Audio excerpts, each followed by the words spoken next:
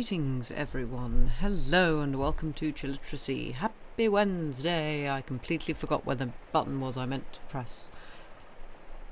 We're doing well. But hello everyone, how are we doing? I hope we are well, I hope we are not too warm.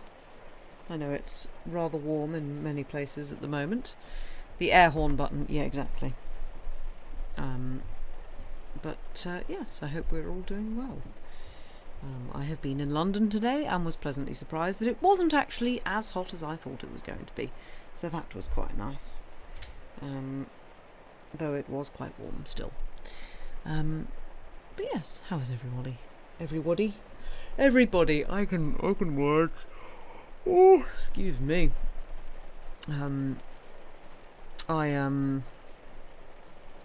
I don't really know whether I'm coming or going at the moment, quite frankly, because I have been busy, which is good. Busy is good, but also, yeah, just sort of trying to fit everything in when I'm diving to London and back, and then in Germany next week. Yay! And Austria as well. And then Germany again. And then Amsterdam. Ooh. It's all very exciting. It's quite a nice temperature there at the moment. Good. Yeah, it's not too bad here. We've had a bit of a breeze, which is nice, and it's been quite cloudy, which has been very pleasant. Much prefer it to sun beating down on us. Oh, excuse me. Yawn. But yeah, and I had a very nice coffee this morning. I had a rehearsal with someone this morning in London. And near the studios that we booked for rehearsal is a very good coffee shop, which I was very tempted to try because they've got some interesting, almost like coffee cocktail type things, but obviously not alcoholic. I was tempted to try some of them, but then I thought, no, actually, I probably shouldn't do that because they're probably not very good for me. So I had an iced flat white instead, and it was very good. So you don't even want to know how hot it is. I mean, I do, Queek. You've said it now. Dare I ask, how hot is it where you are? Also, hello, Andy. Hope you are well. But yes, it's always nice when there are good coffee shops. I mean, there are always good coffee shops in London. London does good coffee. But yes. I don't really have much else to report. Oh, I had a choir concert last Saturday. Excuse me. Oh, excuse me. 43. Ugh. That should be illegal. That's illegal levels of temperature. That is, nope. Brain is leaking out of your ears. Oh dear, that's not great. But workday is almost done. That is great. Woo! So ready for some chill time. Well, it will be very chill, except it won't be very chill because it'll be Barchester Towers, dramatic. Oh, we're getting very dramatic now. You've been reading Frankenstein, Arian. Nice, very much enjoying it. Yeah, I love Frankenstein. 'Tis a good book. It was the first one I read on Chilliteracy, just because, yeah, Mary Shelley could write. Turns out. There's a reason why it's a classic. Yeah, really good. And people get the wrong end of the stick with it. And Victor is just a massive complainer. Just dreadful. But yeah, good book. Do like it. You listened to it too. Oh, What With Us? Yeah, that is true. But it's different. Oh yeah, of course it's different. Yeah. It is consuming literature in any way you please is, yeah, it's always different, which has just reminded me I should probably renew my British Library card. I don't actually know when that runs out. Sorry. Brain is not braining today. Nice. Oh. Excuse me. Good Lord. We're yawning. Oh Lord, we're yawning.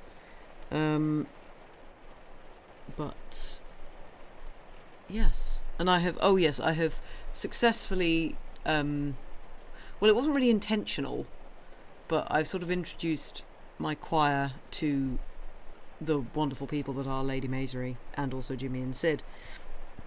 And now they've got a gig down near me in July, late July, and now like half of my choir are going. They're going, oh, we're buying tickets. I was like, okay. So I'm also going too, but I just find it quite funny that they're all just like individually going, yeah, we want to do this. It's like, I guess this is now just a choir trip, just a choir outing. That I have, yeah, everybody's just going, oh my god, these guys are amazing. It's like, yes, I've been telling you that for ages. Now you're just singing some of their stuff. You're like, oh yeah, it's really good. It's like, yes. So that's quite funny. But I'm very glad that a lot of them are very into, especially Lady Maisry's stuff, because they are excellent people, and of course superb musicians, and do wonderful, beautiful, lovely. They got some bangers indeed, and they got probably the highest percentage of songs for an artist that make me actually cry. Bastards. Yes, they're wonderful. But yeah, I guess, shall we catch up with what happened last week on Barchester Towers? The Ullathorns, who are like the very old-fashioned brother and sister who live sort of outside Barchester, who have like basically manor house and an estate. They have put on sort of like a fair fete thing, large party basically, and have invited all the great and the good, and it's going fairly well. Miss Thorne has decided that maybe setting up a quintain and asking people to tilt at it was probably a bad idea, given that the first person to do so fell off his horse. So that's been shelved, I believe, for now. But you do like you're getting story through summaries rather than the actual stories. You like the spoons to listen. Well, I'm glad they can sort of help. It's my attempt at vaguely summarising the story. It's quite tricky. And yeah, everybody is there, including the Stanhopes and Madame Neroni, who is, of course, has situated herself on a sofa and is charming all the gentlemen and is pissing off all the ladies. She is doing an excellent job, and we kind of love her. She is bringing so much drama and just is intentionally causing chaos, and it's wonderful, but without even having to move. Like, she's very good at it. And our sort of I guess heroine of the story, Eleanor Bold, has finally managed to say to her father, I don't like Mr. Slope. Why do you all think I want to marry him? I don't. He's vile. I hate him. So her dad's just like, oh, thank God. But she's a bit pissed off that they, like he and Dr. Grantley and co. even thought it possible that she would like him. So she's a bit miffed. But it's good news for everybody else that she is not going to marry Mr. Slope. And we haven't heard anything more about the Dean of Barchester, who is at death's door, but I'm pretty sure the next chapter will give us some information on that. So, I think that is some decent summary, or somewhat decent summary. And so we shall continue with Barchester Towers by Anthony Trollope. Chapter 38. The Bishop breakfasts and the Dean dies. The Bishop of Barchester said grace over the well-spread board in the Ullathorne dining room, and while he did so, the last breath was flying from the Dean of Barchester as he lay in his sick room in the deanery. When the Bishop of Barchester raised his first glass of champagne to his lips, the Deanship of Barchester was a good thing in the gift of the Prime Minister. Before the Bishop of Barchester had left the table, the minister of the day was made aware of the fact at his country seat in Hampshire, and had already turned over in his mind the names of 5 very respectable aspirants for the preferment. It is at present only necessary to say that Mr. Slope's name was not among the 5. 'Twas merry in the hall when the beards wagged all, and the clerical beards wagged merrily in the hall of Ullathorne that day.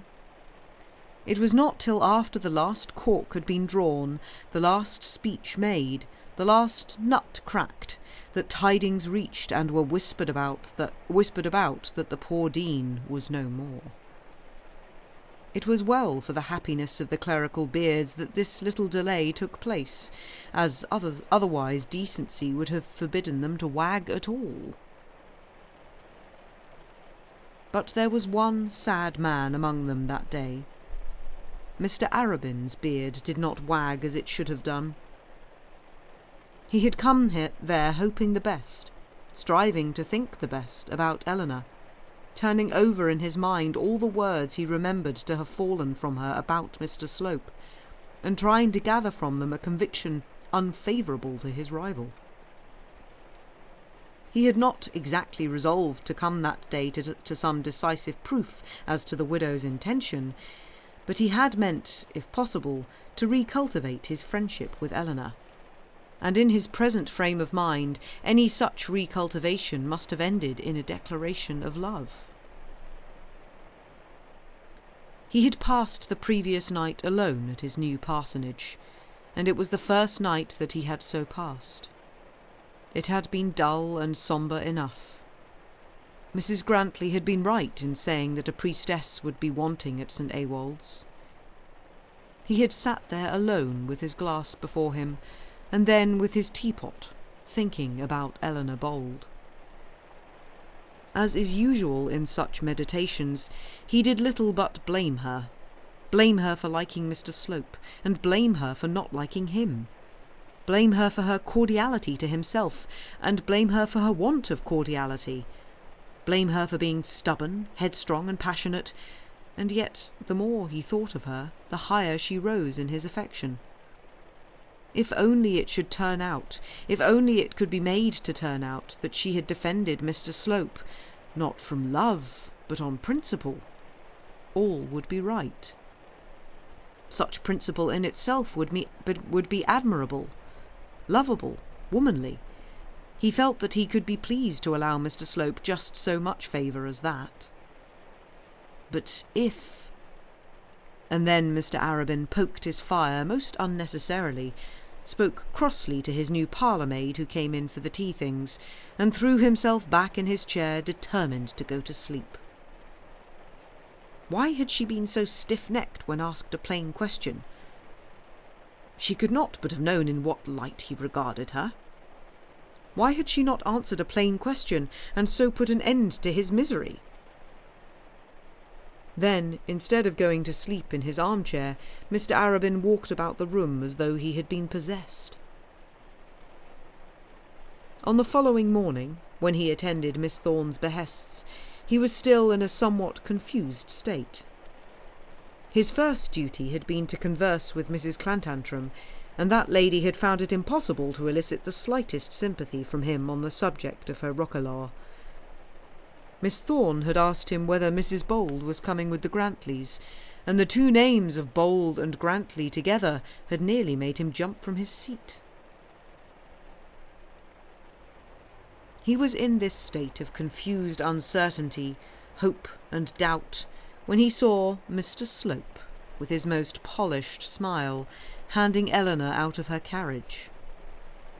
He thought of nothing more.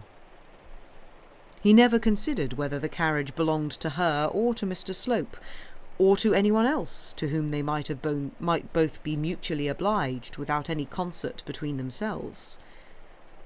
The sight in his present state of mind was quite enough to upset him and his resolves. It was clear as noonday. Had he seen her handed into a carriage by Mr. Slope at a church door with a white veil over her head, the truth could not be more manifest. He went into the house, and, as we have seen, soon found himself walking with Mr. Harding. Shortly afterwards Eleanor came up, and then he had to leave his companion, and either go about alone or find another. While in this state he was encountered by the Archdeacon. "I wonder," said Dr. Grantley, "if it be true that Mr. Slope and Mrs. Bold came here together. Susan says she is almost sure she saw their faces in the same carriage as she got out of her own." Mr. Arabin had nothing for it but to bear his testimony to the correctness of Mrs. Grantley's eyesight. "It is perfectly shameful," said the Archdeacon, "or I should rather say shameless. She was asked here as my guest, and if she be determined to disgrace herself, she should have feeling enough not to do so before my immediate friends. I wonder how that man got himself invited. I wonder whether she had the face to bring him." To this Mr. Arabin could answer nothing, nor did he wish to answer anything. Though he abused Eleanor to himself, he did not choose to abuse her to anyone else, nor was he well pleased to hear anyone else speak ill of her. Dr. Grantley, however, was very angry, and did not spare his sister-in-law. Mr. Arabin therefore left him as soon as he could, and wandered back into the house. He had not been there long when the Signora was brought in.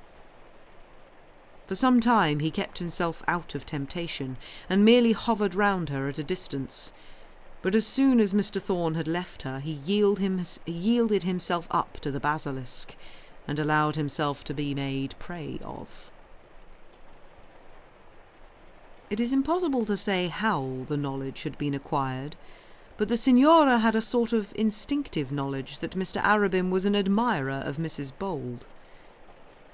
Men hunt foxes by the aid of dogs, and are aware that they do so by the strong organ of smell with which the dog is endowed. They do not, however, in the least comprehend how such a sense can work with such acuteness.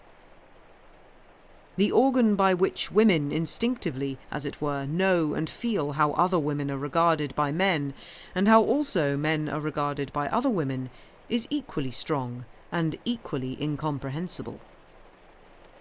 A glance, a word, a motion suffices.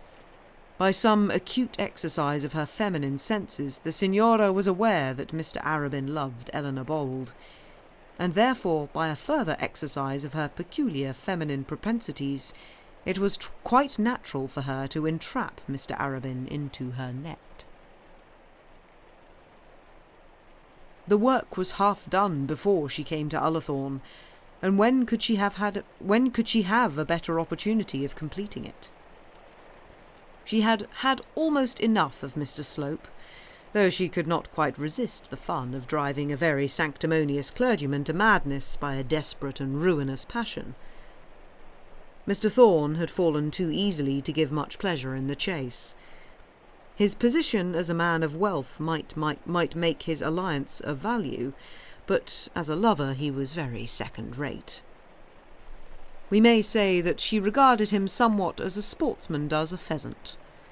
The bird is so easily shot that he would not be worth the shooting were it not for the very respectable appearance that he makes in a larder.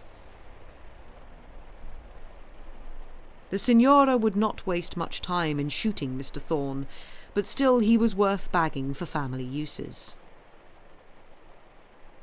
But Mr. Arabin was game of another sort. The Signora was herself possessed of quite sufficient intelligence to know that Mr. Arabin was a man more than usually intellectual. She knew also that as a clergyman he was of a much higher stamp than Mr. Slope, and that as a gentleman he was better educated than Mr. Thorne. She would never have attempted to drive Mr. Arabin into ridiculous misery as she did Mr. Slope, nor would she think it possible to dispose of him in 10 minutes, as she had done with Mr. Thorne. Such were her reflections about Mr. Arabin. As to Mr. Arabin, it cannot be said that he reflected at all about the Signora. He knew that she was beautiful, and that he felt that she was able to charm him. He required charming in his present misery, and therefore he went and stood at the head of her couch. She knew all about it. Such were her peculiar gifts. It was her nature to see that he required charming, and it was her province to charm him.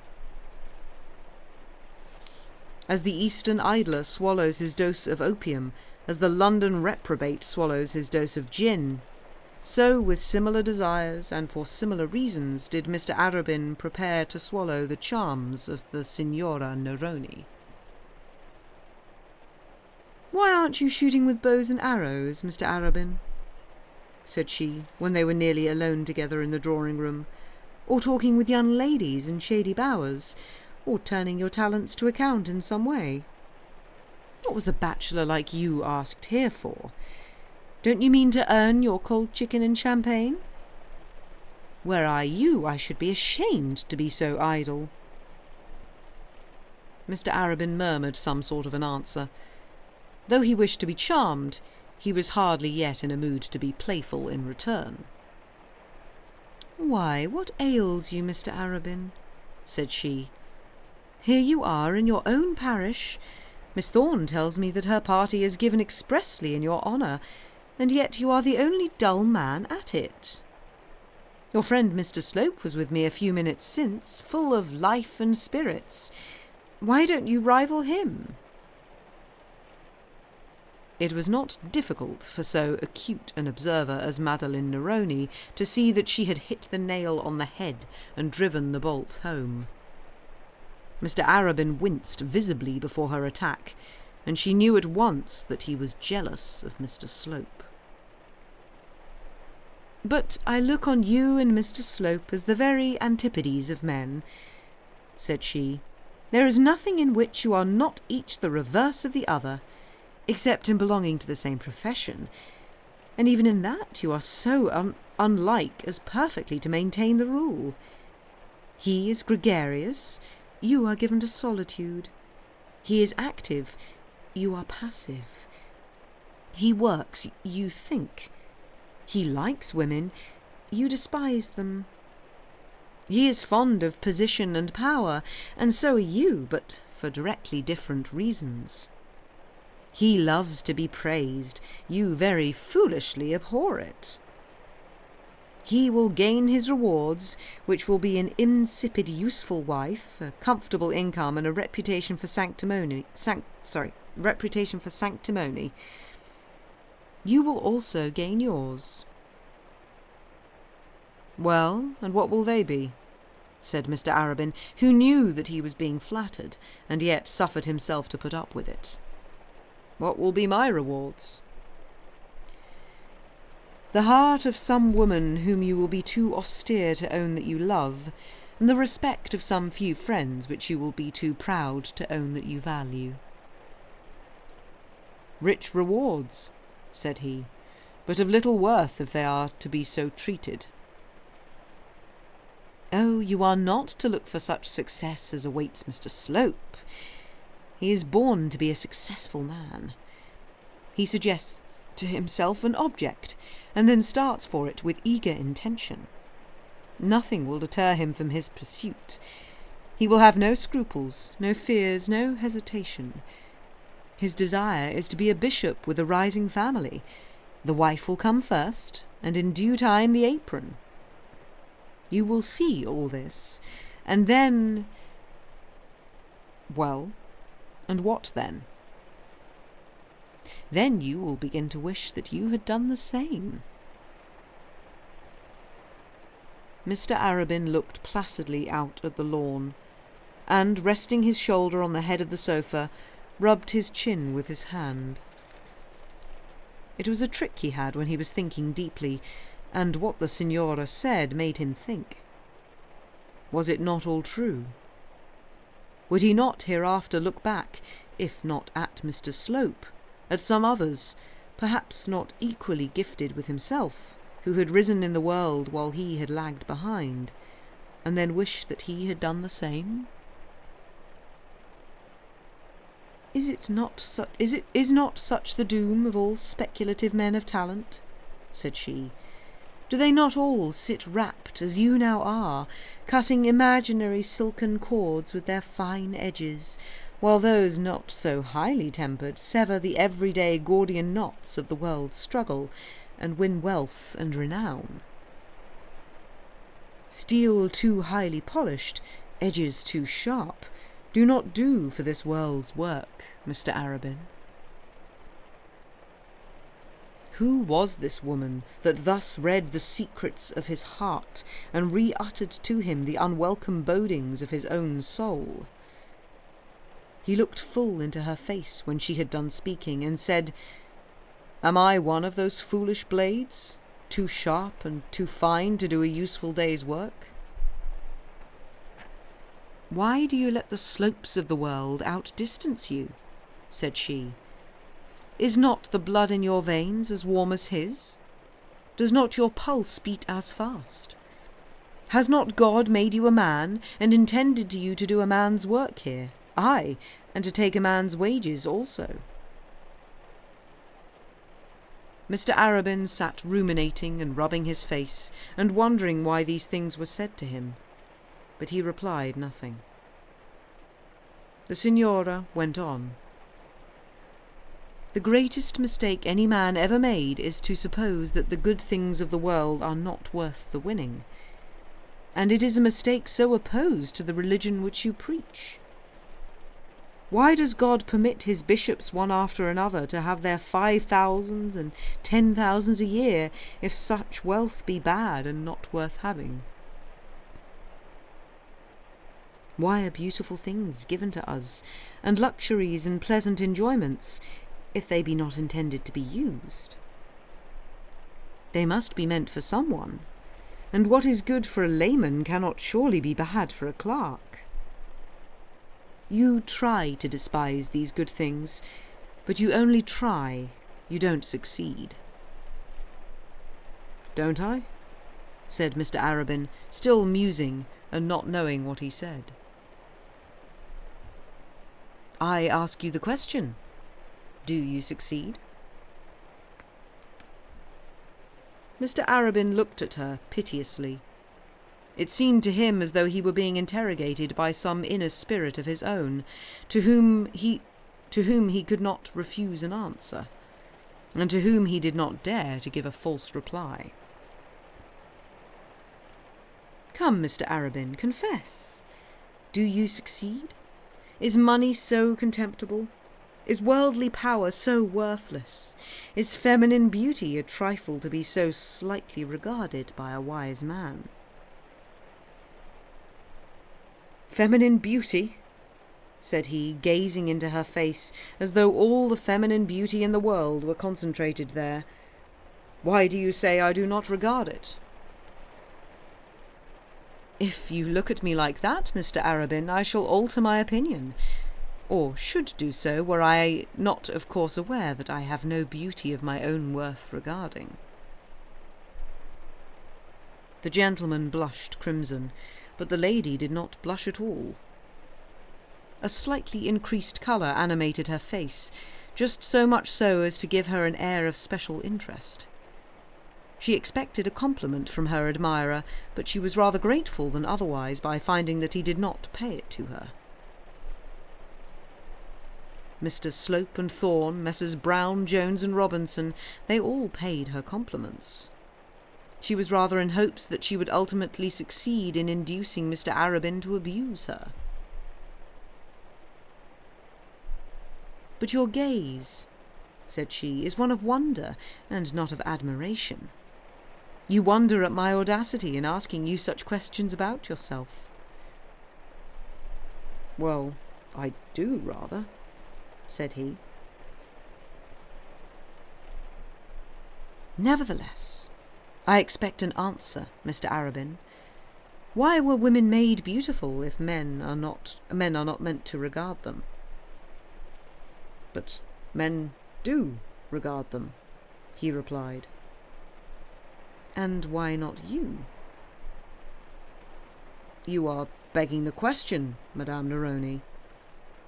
"I am sure I shall beg nothing, Mr. Arabin, which you will not grant, and I do beg for an answer."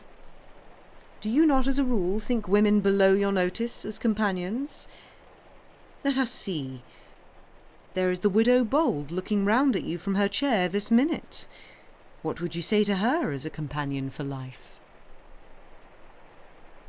Mr. Arabin, rising from his position, leaned over the sofa and looked through the drawing-room door to the place where Eleanor was seated between Bertie Stanhope and Mr. Slope. She at once caught his glance and averted her own. She was not pleasantly placed in her present position.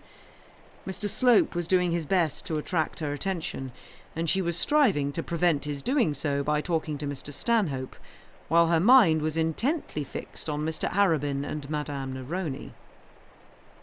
Bertie Stanhope endeavoured to take advantage of her favours, but he was thinking more of the manner in which he would by and by throw himself at her feet than of amusing her at the present moment.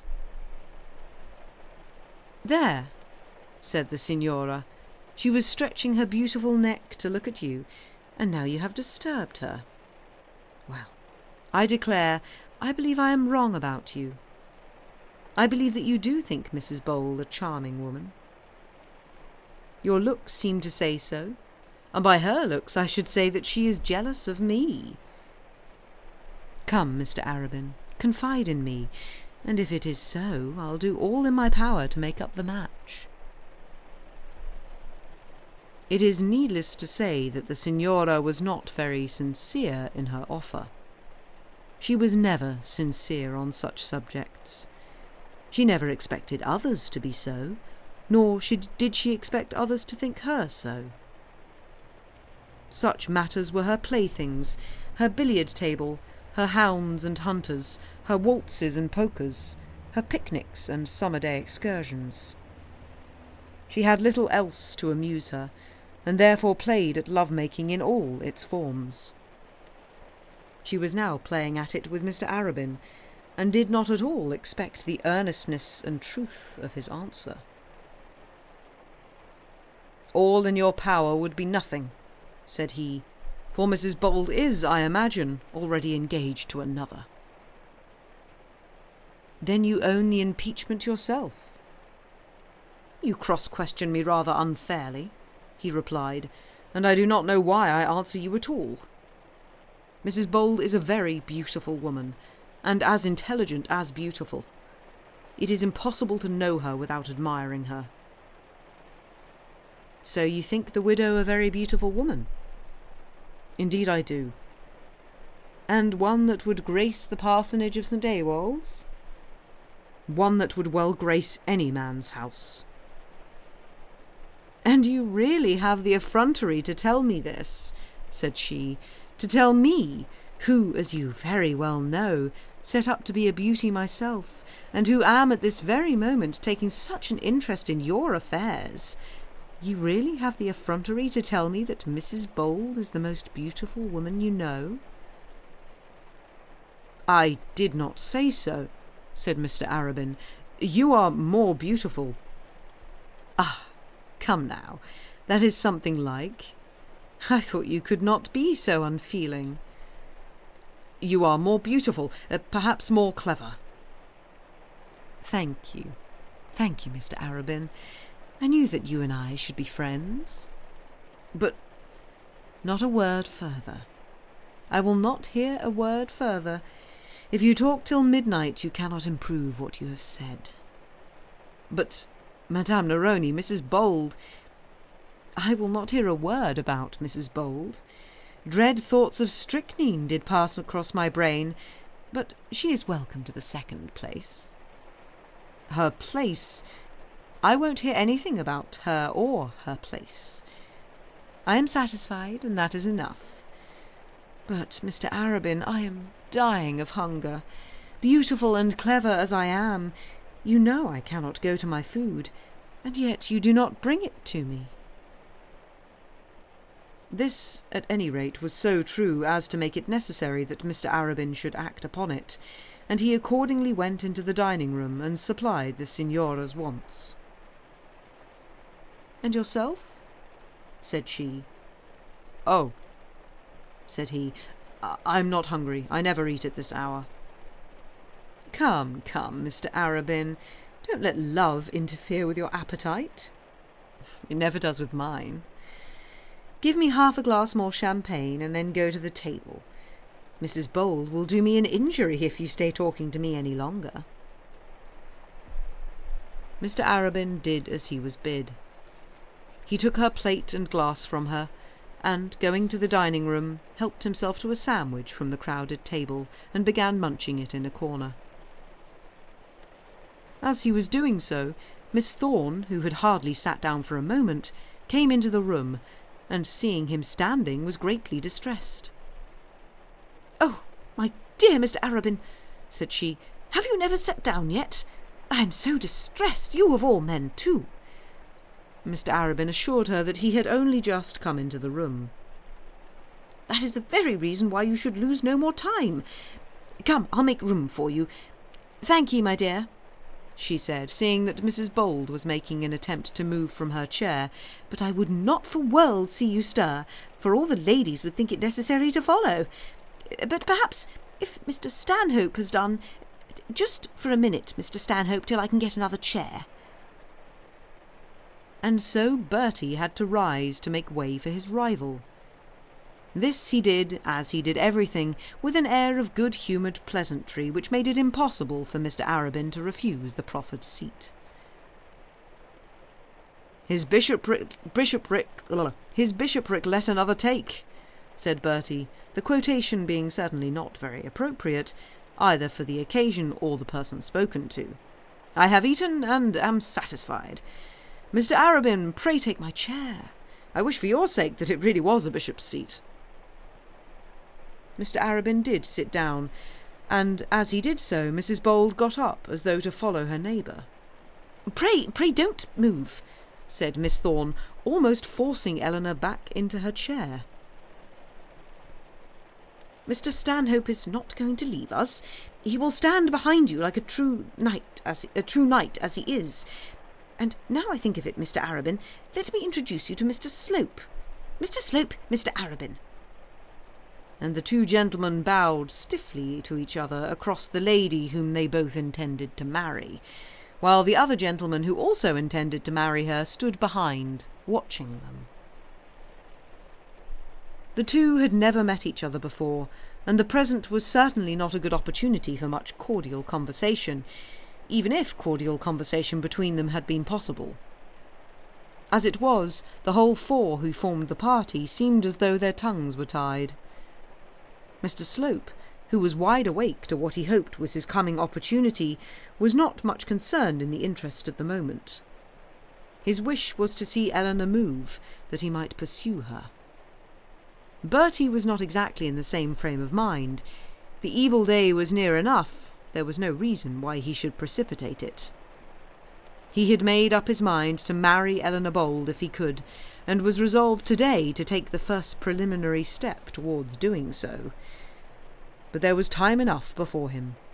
He was not going to make an offer of marriage over the tablecloth. Having thus good-naturedly made way for Mr. Arabin, he was willing also to let him talk to the future Mrs. Stanhope, as long as they remained in their present position. Mr. Arabin, having bowed to Mr. Slope, began eating his food without saying a word further. He was full of thought, and though he ate, he did so unconsciously. But poor Eleanor was the most to be pitied. The only friend on whom she thought she could rely was Bertie Stanhope, and he, it seemed, was determined to desert her. Mr. Arabin did not attempt to address her. She said a few words in reply to some remarks from Mr. Slope, and then, feeling the situation too much for her, started from her chair in spite of Miss Thorne, and hurried from the room. Mr. Slope followed her, and young Stanhope lost the occasion. Madeline Neroni, when she was left alone, could not help pondering much on the singular interview she had had with this singular man. Not a word that she had spoken to him had been intended by her to be received as true, and yet he had answered her in the very spirit of truth. He had done so, and she had been aware that he had so done. She had wormed from him his secret, and he, debarred as it would seem from man's usual privilege of lying, had innocently laid bare his whole soul to her.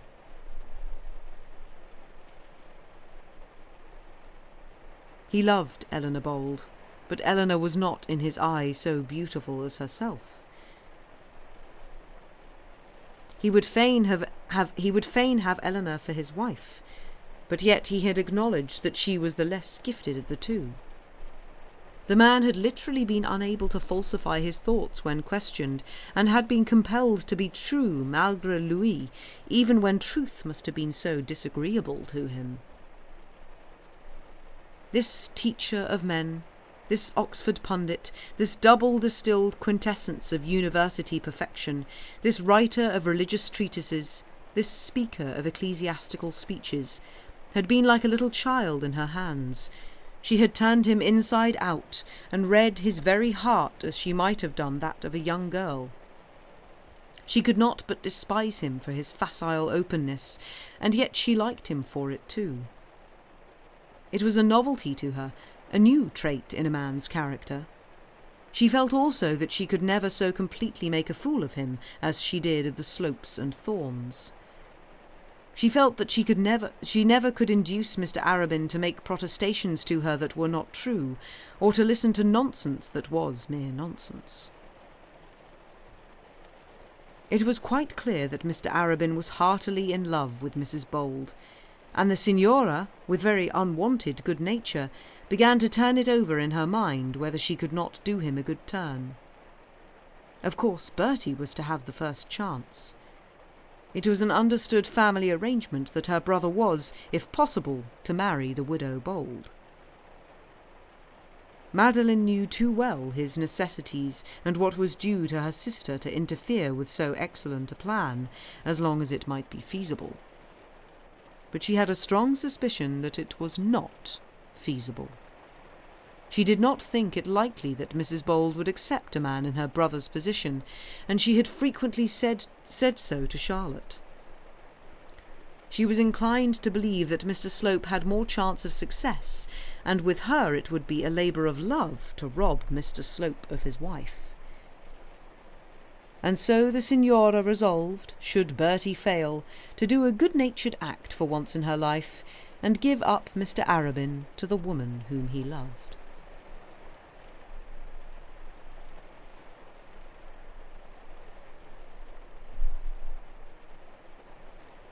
Chapter 39.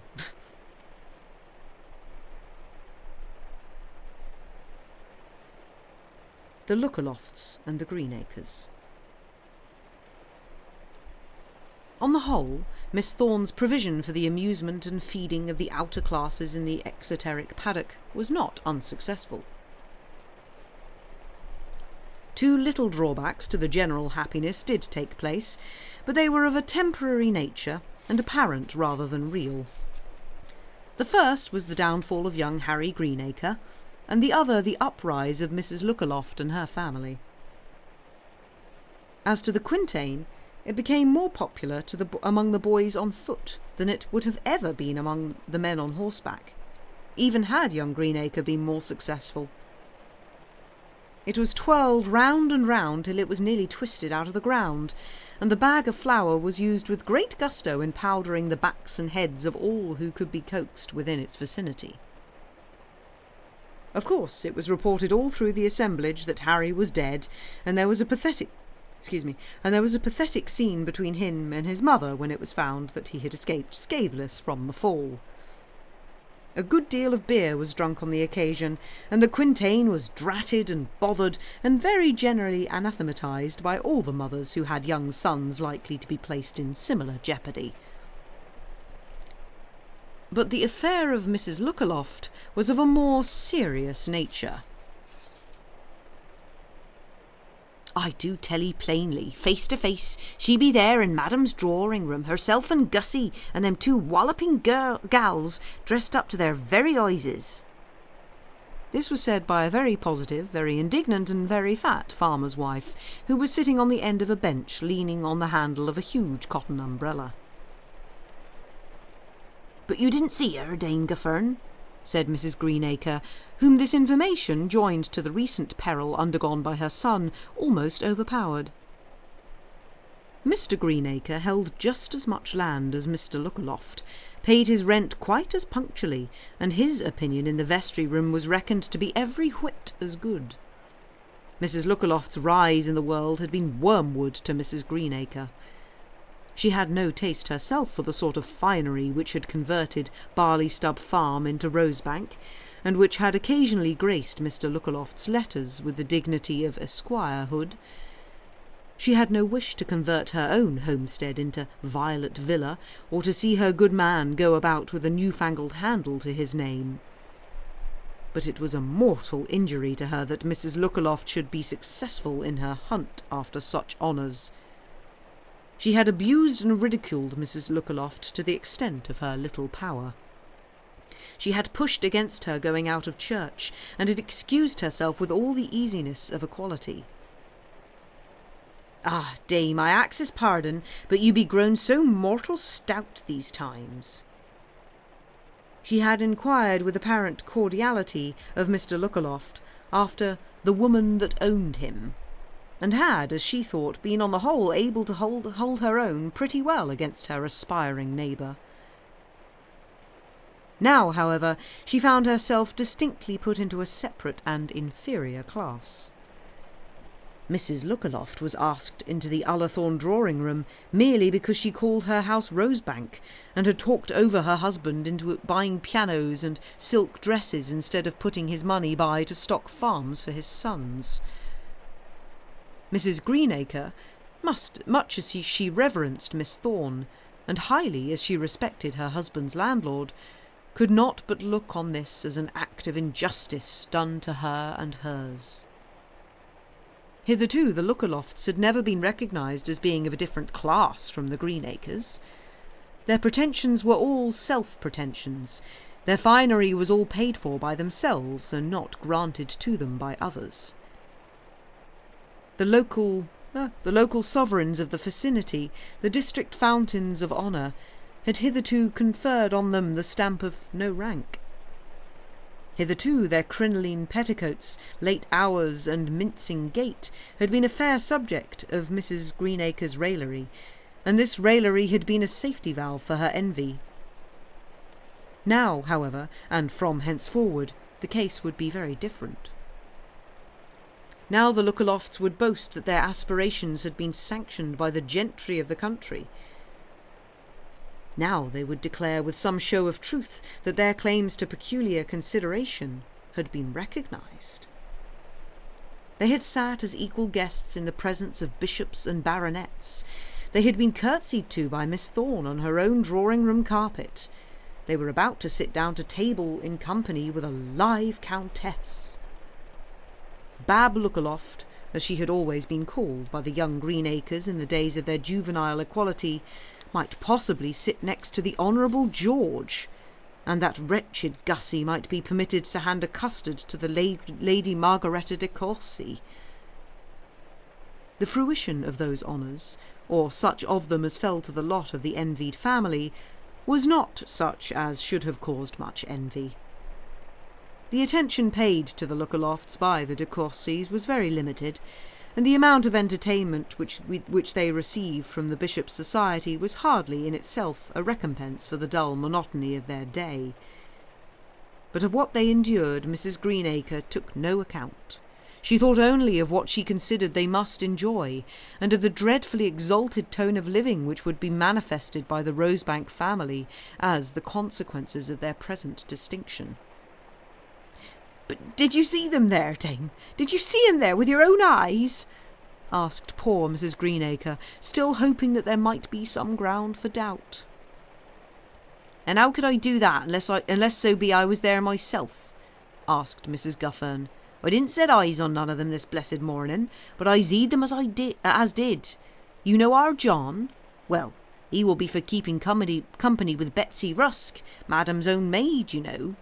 And Betsy isn't none of your common kitchen wenches. So Betsy, she come out to our John, you know, and she's always vastly polite to me, is Betsy Rusk, I must say. So before she took so much as one turn with John, she told me every hap'orth that was going on up in the house." "Did she now?" said Mrs. Greenacre. "Indeed she did," said Mrs. Guffern. "And she told you them people was up there in the drawing room?" "She told me she'd zeed them come in, that they was dressed finer by half nor any of the family, with all their neckses and bosoms stark naked as a born babby." "The minxes!"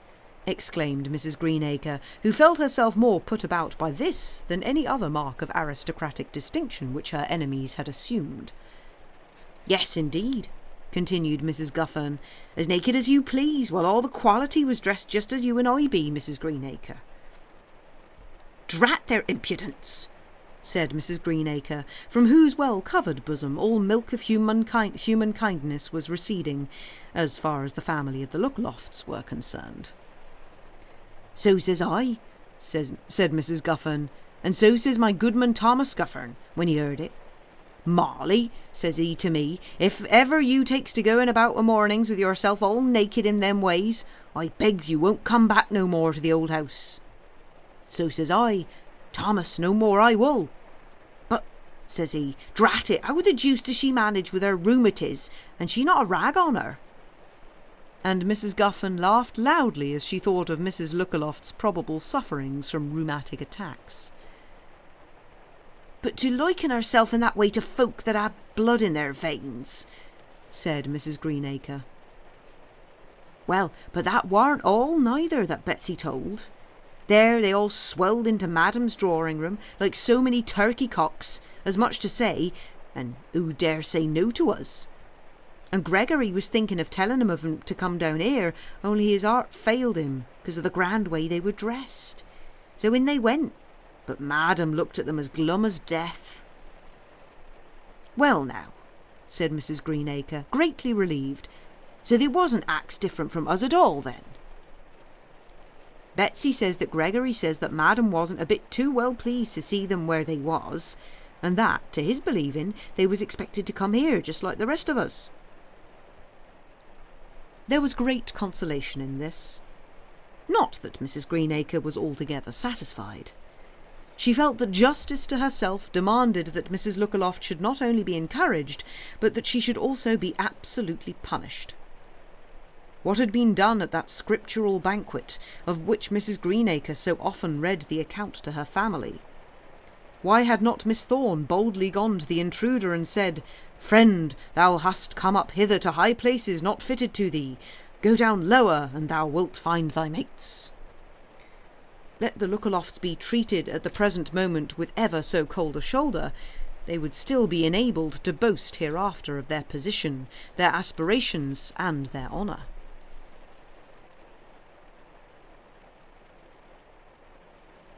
"Well, with all her grandeur, I do wonder that she be so mean," continued Mrs. Greenacre, unable to dismiss the subject. "Did you hear, good man?" she went on, about to repeat the whole story to her husband, who then came up. There's Dame Lookaloft and Bab and Gussie and the lot of them, all sitting as grand as fivepence in Madam's drawing room, and they not axed no more nor you nor me. Did you ever hear tell the like of that?" "Well, and what for shouldn't they?" said Farmer Greenacre. "Likening themselves to the quality, as though they were estated folk, or the like of that," said Mrs. Guffern. "Well, if they likes it and Madam likes it, they're welcome for me," said the farmer. "Now, I like this place better, because I be more at home like, and don't have to pay for them fine clothes for the missus. Every one to his taste, Mrs. Guffern, and if neighbour Lookaloft thinks that he has the best of it, he's welcome." Mrs. Greenacre sat down by her husband's side to begin the heavy work of the banquet, and she did so in some measure with restored tranquillity, but nevertheless she shook her head at her gossip, to show that in this instance she did not quite approve of her husband's doctrine. "And I'll tell ye what, dame," continued he, if so that be that we cannot enjoy the dinner that madam gives us because mother look aloft to sitting up there on a grand sofa, we think we all ought to go home. If we greet at that, what'll we do when true sorrow comes across us? How would you be now, dame, if the boy there broke his neck when he got the tumble? Mrs. Greenacre was humbled, and said nothing further on the matter. But let prudent men, such as Mr. Greenacre, preach as they will, the family of the Lookalofts certainly does occasion a good deal of heartburning in the world at large. It was pleasant to see Mr. Plomacy, as leaning on his stout stick he went about among the rural guests, acting as a sort of head constable as well as master of the revels. Now, young 'un, if you can't manage to get along without that screeching, you better go to the other side of the 12-acre field and take your dinner with you. Come, girls, what do you stand there for, twirling of your thumbs? Come out and let the lads see you. You've no need to be so ashamed of your faces. Hullo, there, who are you? How did you make your way in here? This last disagreeable question was put to a young man of about 24, who did not, in Mr. Plomacy's eye, bear sufficient vestiges of a rural education and residence. If you please, your worship, Master Barrel the coachman let me in at the church wicket, 'cause I do be working mostly always for the family. Then Master Barrel the coachman may let you out again, said Mr. Plomacy, not even conciliated by the magisterial dignity which had been conceded to him. What's your name, and what trade are you, and who do you work for? I'm Stubbs, your worship, Bob Stubbs, and what's your trade, Stubbs? Pleisterer, please, your worship. I'll pleister you, and Barrel too. You'll just walk out of this here field as quick as you walked in. We don't know what we want. We don't want no plasterers. When we do, we'll send for 'em. Come, my buck, walk. Stubbs the plasterer was much downcast at this dreadful edict. He was a sprightly fellow, and had contrived since his egress into the Ullathorne Elysium to attract to himself a forest nymph, to whom he was whispering a plasterer's usual soft nothings, when he was encountered by the great Mr. Plomacy. It was dreadful to be thus dissevered from his dryad, and sent howling back to a Barchester pandemonium, just as the nectar and ambrosia were about to descend on the fields of Asphodel. He began to try what prayers would do, but city prayers were vain against the great rural potentate. Not only did Mr. Plomacy order his exit, but raising his stick to show the way which led to the gate that had been left in the custody of that false Cerberus Barrel, proceeded himself to see the edict of banishment carried out. The goddess Mercy, however, the sweetest goddess that ever sat upon a cloud, and the dearest to poor frail erring man, appeared on the field in the person of Mr. Greenacre. Never was interceding goddess more welcome. Come, man, said Mr. Greenacre, never stick at trifles such a day as this. I know the lad well. Let him bide at my axing. Madam won't miss what he can eat and drink, I know. Now Mr. Plomacy and Mr. Greenacre were sworn friends. Mr. Plomacy had at his own disposal as comfortable a room as there was in Ullathorne House, but he was a bachelor, and alone there. And moreover, smoking in the house was not allowed even to Mr. Plomacy. His moments of truest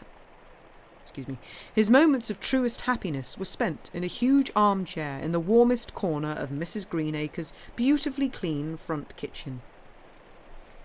'Twas there that the inner man dissolved itself, and poured itself out in streams of pleasant chat. 'Twas there that he was respected, and yet at his ease. 'Twas there, and perhaps there only, that he could unburden himself from the ceremonies of life without offending the dignity of those above him or incurring the familiarity of those below. 'Twas there that his long pipe was always to be found on the accustomed chimney-board, not only permitted but encouraged. Such being the state of the case, it was not to be supposed that Mr. Plomacy could refuse such a favour to Mr. Greenacre, but nevertheless he did not grant it without some further show of austere authority. Eat and drink, Mr. Greenacre? No, it's not what he eats and drinks, but the example such a chap shows, coming in where he's not invited. A chap of his age, too. He too that never did a day's work about Ullathorne since he was born. Plaster, I'll plaister him. He worked long enough for me then, Mr. Plomacy, and a good hand he is at setting tiles as any in Barchester, said the other, not sticking quite to veracity, as indeed Mercy never should. Come, let him alone today, and quarrel with him tomorrow. You wouldn't shame him before his last there. It goes against the grain with me then, said Mr. Plomacy, and take care, you Stubbs, and behave yourself. If I hear a row, I shall know where it comes from. I'm up to you, Barchester journeyman. I know what stuff you're made of. And so Stubbs went off happy, pulling at the forelock of his shock head of hair in honour of the steward's clemency, and giving another double pull at it in honour of the farmer's kindness. And as he went, he swore within his grateful heart that if ever Farmer Greenacre wanted a day's work done for nothing, he was the lad to do it for him. Which promise it was not probable that he would ever be called on to perform. But Mr. Plomacy was not quite happy in his mind, for he thought of the unjust steward, and began to reflect whether he had not made for himself friends of the mammon of unrighteousness. This, however, did not interfere with the manner in which he performed his duties at the bottom of the long board, nor did Mr. Greenacre perform his the worse at the top, on account of the good wishes of Stubbs the plasterer. Moreover, the guests did not think it anything amiss when Mr. Plomacy, rising to say grace, prayed that God would make them all truly thankful for the good things which Madam Thorne in her great liberality had set before them. All this time the quality in the tent on the lawn were getting on swimmingly, that is, if champagne without restriction can enable quality folk to swim. Sir Harkaway Gorse proposed the health of Miss Thorne, and likened her to a blood racehorse, always in condition, and not to be tired down by any amount of work. Mr. Thorne returned thanks, saying he hoped his sister would always be found able to run when called upon, and gave the health and prosperity of the de Courcy family. His sister was very much honoured by seeing so many of them at her poor board. They were all aware that important avocations made the absence of the Earl necessary. As his duty to his prince had called him from his family hearth, he, Mr. Thorne, could not venture to regret that he did not see him at Ullathorne, but nevertheless he would venture to say, that was to express a wish, an opinion, he meant to say, and so Mr. Thorne became somewhat gravelled, as country gentlemen in similar circumstances usually do, but he ultimately sat down, declaring that he had much satisfaction in drinking the noble Earl's health, together with that of the Countess and all the family of the de Courcy castle. And then the Honourable George returned thanks. We will not follow him through the different periods of his somewhat irregular eloquence. Those immediately in his neighbourhood found it at first rather difficult to get him on his legs, but much greater difficulty was soon experienced in inducing him to resume his seat.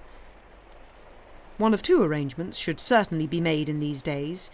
Either let all speech-making on festive occasions be utterly tabooed, and made, as it were, impossible, or else let those who are to exercise the privilege be first subjected to a competing examination before the civil service examining commissioners. As it is now, the Honourable Georges do but little honour to our exertions in favour of the British education. In the dining-room, the bishop went through the honours of the day with much more neatness and propriety. He also drank Miss Thorne's health, and did it in a manner becoming the bench which he adorned. The party there was perhaps a little more dull, a shade less lively than that in the tent. But what was lost in mirth was fully made up in decorum. And so the banquets passed off at the various tables with great eclat and universal delight. And that is where we shall take a break. I hope you're enjoying so far. I certainly am. It's very dramatic. But yes, go do break-related things, and we shall be back in about 5 minutes. Bye for now.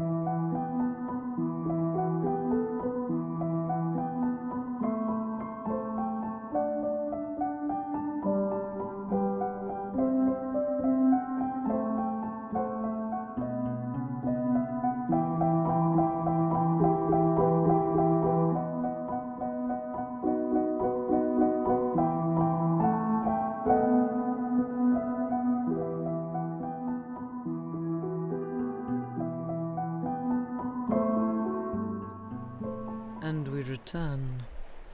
Welcome back. Hope we've had a good break on break-related things. You like the Signora as a character, but we're not. Yeah, I know. She sounds terrifying. She does. Yeah.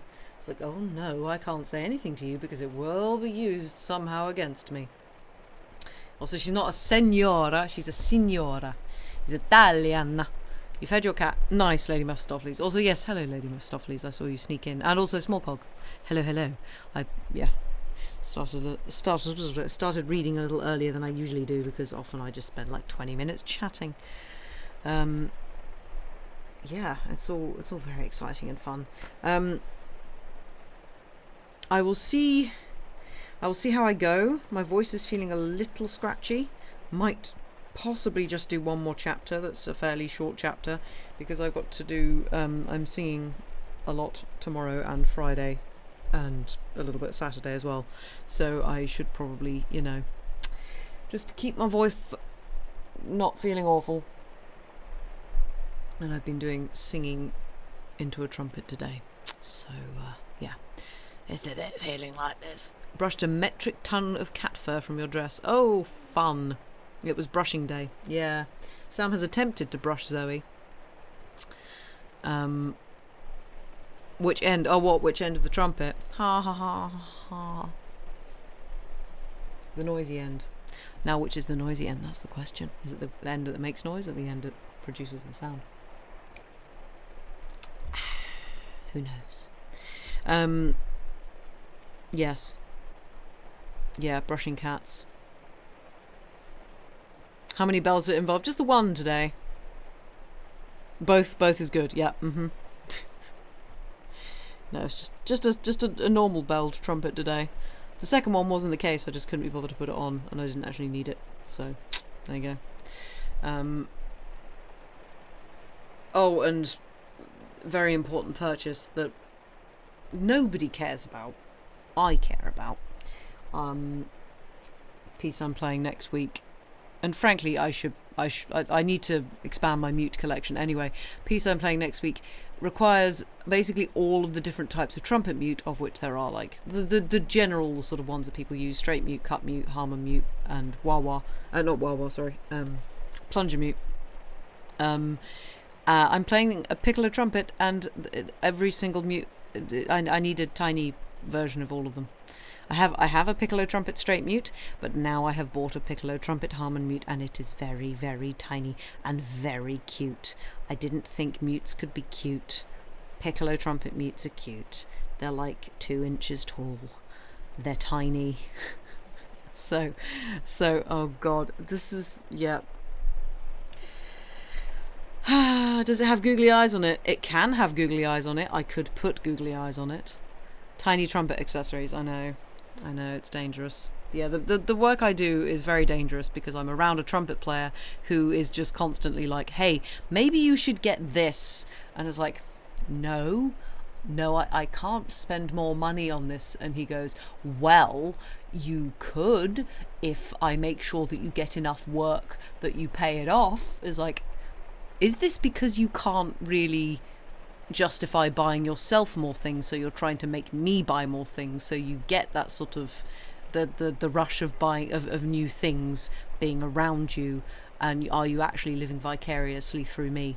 I think he is. It's very dangerous. Is there such a thing as a triple bell trumpet? There is not, and I'm not even suggesting it to him because he will try and make it a thing. This is my colleague who is an absolute, like, he's like one of the world's best trumpet players, and also just one of the world's most insane trumpet players in the best way, and has boxes and boxes of, for example, trumpet mutes. Literally, he will just bring a crate of mutes. It's like, right, what do you want to borrow? It's like, oh, I mean, I suppose you have been doing this for a number of years, more than I have, but also that's a lot of stuff. So he is delightful. He is one of the few great trumpet players who's actually a genuinely lovely human being. Because a lot of them, men this is, are arses, and particularly sexist arses, but he's not. He's also Dutch, so he's got a good sense of humour. Right, and also his partner is wonderful, and I adore her as well. I have good colleagues. It's great. Right, let us continue with drama. What do we think's going to happen?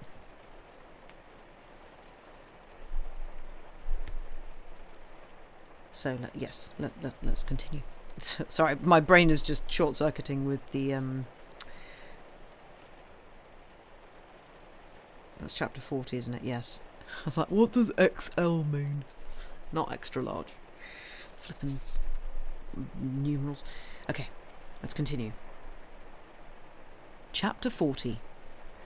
Ullathorne Sports, Act 2. That which has made them drunk has made me bold. 'Twas thus that Mr. Slope encouraged himself as he left the dining-room in pursuit of Eleanor. He had not indeed seen in that room any person really intoxicated, but there had been a good deal of wine drunk, and Mr. Slope had not hesitated to take his share in order to screw himself up to the undertaking which he had in hand. He is not the first man who has thought it expedient to call in the assistance of Bacchus on such an occasion. Eleanor was out through the window and on to the grass before she perceived that she was followed. Just at that moment the guests were nearly all occupied at the tables.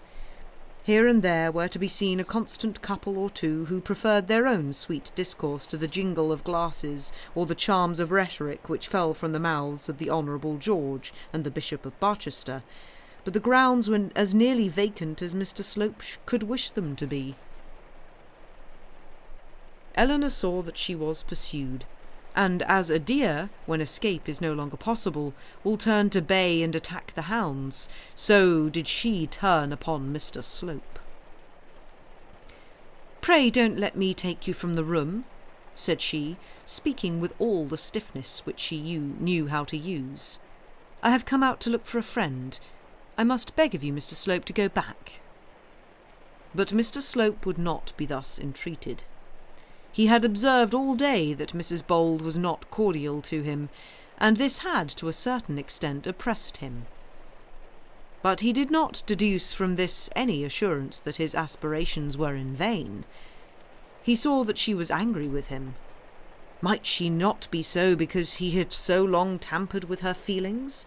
Might it not arise from his having, as he knew was the case, caused her name to be bruited about in conjunction with his own, without having given her the opportunity of confessing to the world that henceforth their names were to be one and the same? Poor lady! He had within him a certain Christian conscience-stricken feeling of remorse on this head. It might be that he had wronged her by his tardiness. He had, however, at the present moment imbibed too much of Mr. Thorne's champagne to have any inward misgivings. He was right in repeating the boast of Lady Macbeth. He was not drunk, but he was bold enough for anything. It was a pity that in such a state he could not have encountered Mrs. Proudie. "You must permit me to attend you," said he. "I could not think of allowing you to go alone." "Indeed you must, Mr. Slope," said Eleanor, still very stiffly, "for it is my special wish to be alone." Indeed, the time for letting the great secret escape him had already come. Mr. Slope saw that it must be now or never, and he was determined that it should be now. He had been on his knees, looked unutterable things with his eyes, and whispered honeyed words before this. Indeed, he was somewhat an adept at these things, and had only to adapt to the, perhaps, different taste of Mrs. Bold the well-remembered rhapsodies which had once so much gratified Olivia Proudie. "Do not ask me to leave you, Mrs. Bold," said he, with an impassioned look, impassioned and sanctified as well, with that sort of look which is not uncommon with gentlemen of Mr. Slope's school, and which may perhaps be called the tender pious. "Do not ask me to leave you till I have spoken a few words with which my heart is full, which I have come hither purposely to say." Eleanor saw how it was now. She knew directly what it was that she was about to go through, and very miserable the knowledge made her. Of course she could refuse Mr. Slope, and there would be an end of that, one might say. But there would not be an end of it as far as Eleanor was concerned. The very fact of Mr. Slope's making an offer to her would be a triumph to the Archdeacon, and in a great measure a vindication of Mr. Arabin's conduct. The widow could not bring herself to endure with patience the idea that she had been in the wrong. She had defended Mr. Slope. She had declared herself quite justified in admitting him among her acquaintance, had ridiculed the idea of his considering himself as more than an acquaintance, and had resented the Archdeacon's caution in her behalf. Now it was about to be proved to her in a manner sufficiently disagreeable that the Archdeacon had been right, and she herself had been entirely wrong. "I don't know what you can have to say to me, Mr. Slope, that you could not have said when we were sitting at table just now." And she closed her lips and steadied her eyeballs, and looked at him in a manner that ought to have frozen him. But gentlemen are not easily frozen when they are full of champagne, and it would not at any time have been easy to freeze Mr. Slope. "There are things, Mrs. Bold, which a man cannot well say before a crowd, which perhaps he cannot well say at any time, which indeed he may most fervently desire to get spoken, and which he may yet find it almost impossible to utter. It is such things as these that I now wish to say to you." And then the tender, pious look was repeated, with a little more emphasis even than before. Eleanor had not found it practicable to stand stock still before the dining-room window, and there receive his offer in full view of Miss Thorne's guests. She had therefore in self-defence walked on, and thus Mr. Slope had gained his object of walking with her. He now offered her his arm. "Thank you, Mr. Slope. I am much obliged to you, but for the very short time that I shall remain with you, I shall prefer walking alone." "And must it be so short?" said he. As short as... must it... sorry. And must it be so short? Said he. Must it be? Yes, said Eleanor, interrupting him. As short as possible, if you please, sir. I had hoped, Mrs. Bold, I had hoped... Pray hope nothing, Mr. Slope, as far as I am concerned. Pray do not. I do not know, and need not know, what hope you mean. Our acquaintance is very slight, and will probably remain so. Pray, let that be enough.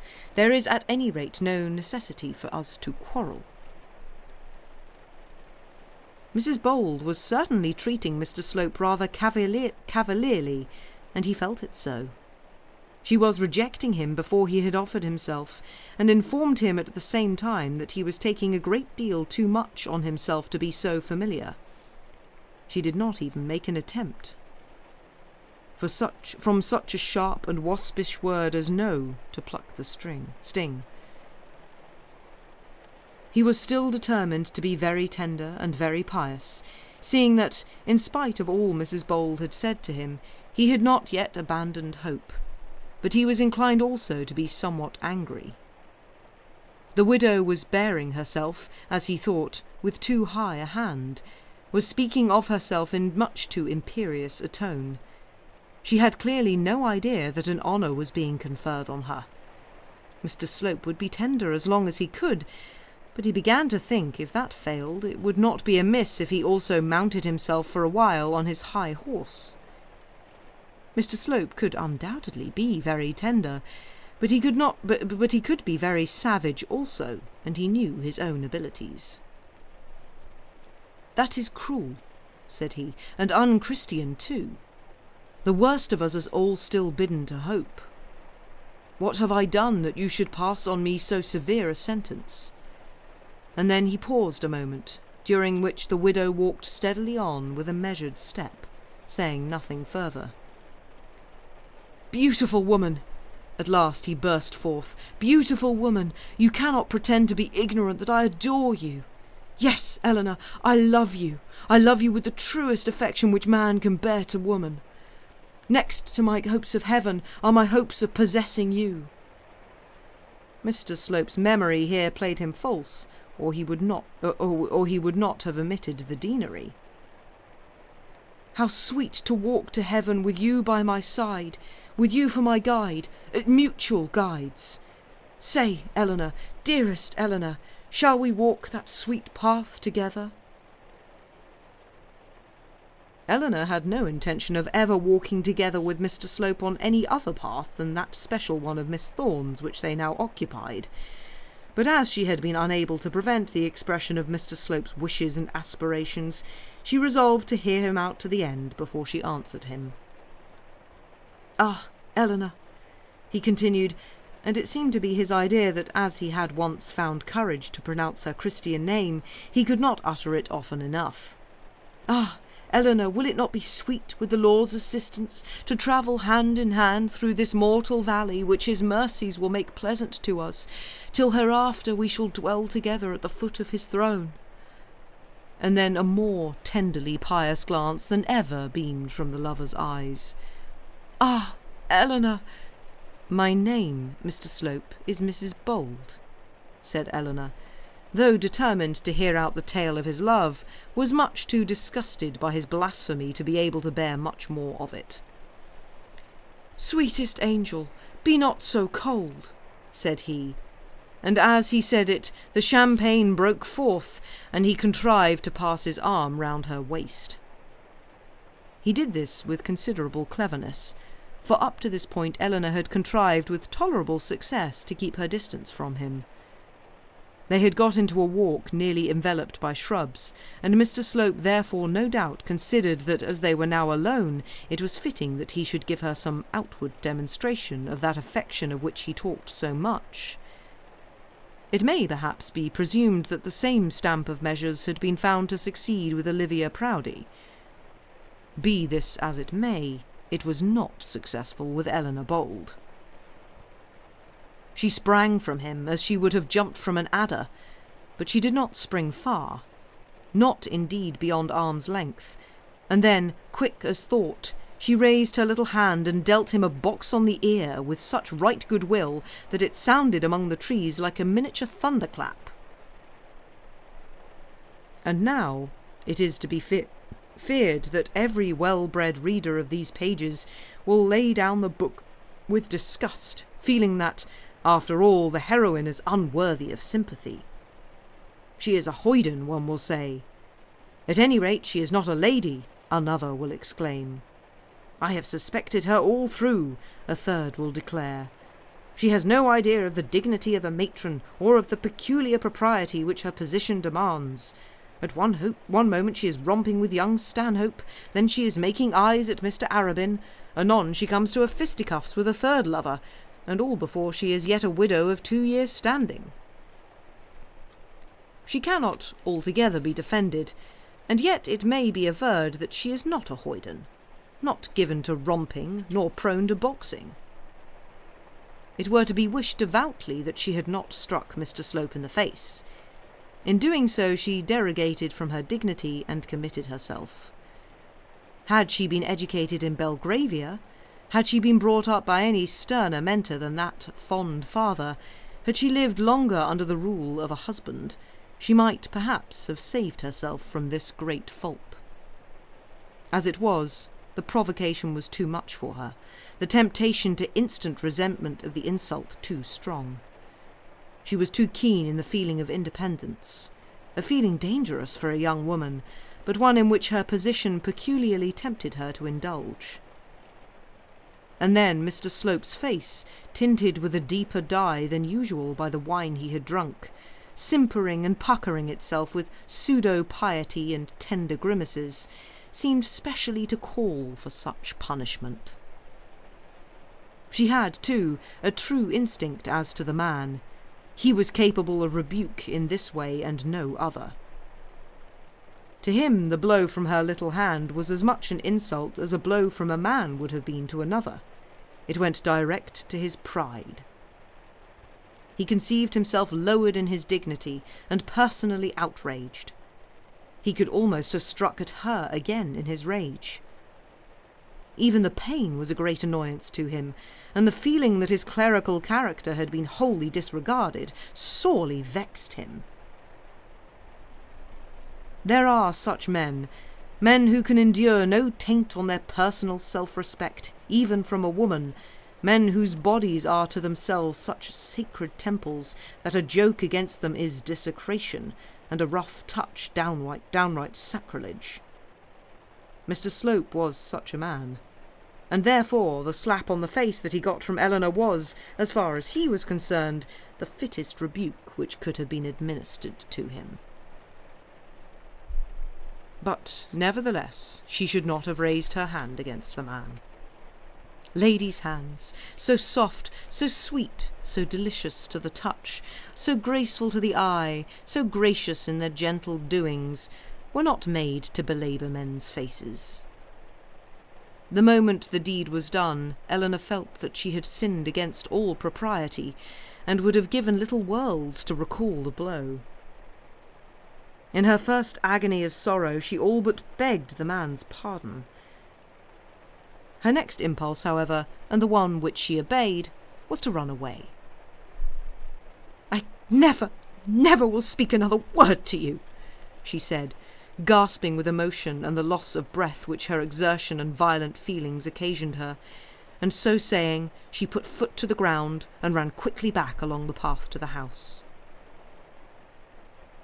But how shall I sing the divine wrath of Mr. Slope, or how invoke the tragic muse to describe the rage which swelled the celestial bosom of the bishop's chaplain? Such an undertaking by no means befits the low-heeled buskin of modern fiction. The painter put a veil over Agamemnon's face when called on to depict the father's grief at the early doom of his devoted daughter. The god, when he resolved to punish the rebellious winds, abstained from mouthing empty threats. We will not attempt to tell with what mighty surgings of the inner heart Mr. Slope swore to revenge himself on the woman who had disgraced him, nor will we vainly strive to depict the deep agony of his soul. There he is, however, alone in the garden walk, and we must contrive to bring him out of it. He was not willing to come forth quite at once. His cheek was stinging with the weight of Eleanor's fingers, and he fancied that everyone who looked at him would be able to see on his face the traces of what he had endured. He stood a while, becoming redder and redder with rage. He stood motionless, undecided, glaring with his eyes, thinking of the pains and penalties of Hades, and meditating how he might best devote his enemy to the infernal gods with all the passion of his accustomed eloquence. He longed in his heart to be preaching at her. 'Twas thus that he was ordinarily avenged of sinning mortal men and women. Could he at once have ascended his Sunday rostrum and fulminated at her such denunciations as his spirit delighted in, his bosom would have been greatly eased. But how preach to Mr. Thorne's laurels, or how preach indeed at all in such a Vanity Fair as this now going on at Ullathorne? And then he began to feel a righteous disgust at the wickedness of the doings round him. He had been justly chastised for lending, by his presence, a sanction to such worldly lures. The gaiety of society, the mirth of banquets, the laughter of the young, and the eating and drinking of the elders were, for a while, without excuse in his sight. What had he now brought down upon himself by sojourning thus in the tents of the heathen? He had consorted with idolaters round the altars of Baal, and therefore a sore punishment had come upon him. He then thought of the Signora Neroni, and his soul within him was full of sorrow. He had an inkling, a true inkling, that he was a wicked, sinful man, but it led him in no right direction. He could admit no charity in his heart. He felt debasement coming on him, and he longed to shake it off, to rise up in his stirrup, to mount to high places in great power, that he might get up into a mighty pulpit and preach to the world a loud sermon against Mrs. Bold. There he stood fixed to the gravel for about 10 minutes. Fortune favoured him so far that no prying eyes came to look upon him in his misery. Then a shudder passed over his whole frame. He collected himself, and slowly wound his way round to the lawn, advancing along the path and not returning in the direction which Eleanor had taken. When he reached the tent, he found the bishop standing there in conversation with the master of Lazarus. His lordship had come out to air himself after the exertion of his speech. "This is very pleasant, my lord, is it not?" said Mr. Slope, with his most gracious smile, and pointing to the tent. "Very pleasant. It is delightful to see so many persons enjoying themselves so thoroughly." Mr. Slope thought he might force the bishop to introduce him to Dr. Gwynne. A very great example had declared and practised the wisdom of being everything to everybody, and Mr. Slope was desirous of following it. His maxim was never to lose a chance. The bishop, however, at the present moment was not very anxious to increase Mr. Slope's circle of acquaintance among his clerical brethren. He had his own reasons for dropping any marked allusion to his domestic chaplain, and he therefore made his shoulder rather cold for the occasion. Very, very," said he, without turning round or even deigning to look at Mr. Slope. "And therefore, Dr. Gwynne, I really think that you will find that the hebdomadal board will exercise as wide and as general an authority as at the present moment. I, for one, Dr. Gwynne—" "Dr. Gwynne," said Mr. Slope, raising his hat, and resolving not to be outwitted by such an insignificant little goose as the Bishop of Barchester. The Master of Lazarus also raised his hat and bowed very politely to Mr. Slope. There is not a more courteous gentleman in the Queen's dominions than the Master of Lazarus.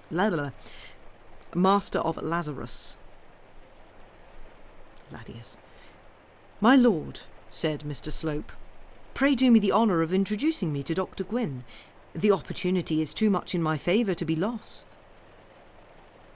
The bishop had no help for it. "My chaplain, Dr. Gwyn," said he. "My present chaplain, Mr. Slope." He certainly made the introduction as unsatisfactory to the chaplain as possible, and by the use of the word present seemed to indicate that Mr. Slope might probably not long enjoy the honour which he now held. But Mr. Slope cared nothing for this. He understood the innuendo, and disregarded it. It might probably come to pass that he would be in a situation to resign his chaplaincy before the bishop was in a situation to dismiss him from it. What need the future Dean of Barchester care for the bishop, or for the bishop's wife? Had not Mr. Slope, just as he was entering Dr. Stanhope's carriage, received an all-important note from Tom Towers of the Jupiter? Had he not that note this moment in his pocket? So, disregarding the bishop, he began to open out a conversation with the Master of Lazarus. But suddenly an interruption came, not altogether unwelcome to Mr. Slope. One of the bishop's servants came up to his master's shoulder with a long grave face, and whispered into the bishop's ear. "What is it, John?" said the bishop. "The Dean, my lord. He is dead." Mr. Slope had no further desire to converse with the Master of Lazarus, and was very soon on his road back to Barchester. Eleanor, as we have said, having declared her intention of never holding further communication with Mr. Slope, ran hurriedly back towards the house. The thought, however, of what she had done grieved her greatly, and she could not abstain from bursting into tears. 'Twas thus she played the second act in that day's melodrama. And I think that is where we shall finish for tonight. Thank you for listening. Oh, we're getting even more dramatic. How dare she have boundaries? I know, right? That was, in my opinion, the perfect response, frankly. If a man grabs you, slap him.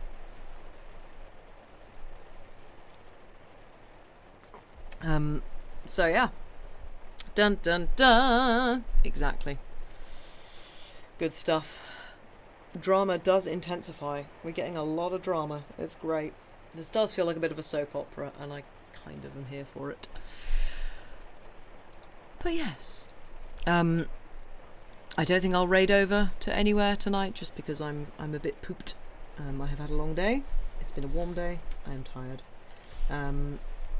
But in theory, Sam will be back with drama of a different kind, but still kind of drama. But just drama that these three idiots managed to make for themselves on Saturday, with more Three Men on the Bummel. And then possibly, I'm not here next Wednesday because I'm not in the country. How dare I? And I don't actually think I'm there the Wednesday after that either. Whoopsie. But we might do possibly next Wednesday. Might do a this coming Monday, next Monday. Might do a Chillitracy stream possibly. This will be the first Sam hears of it, but we might do that. We shall see.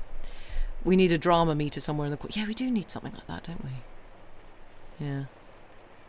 Lol. Anyway, everybody go take care of yourselves. Thank you very much. Yeah, go keep cool. And survive in the heat, please. And yeah, take care of yourselves, and we shall see you back hopefully on Saturday. Thank you very much for being here, and good night.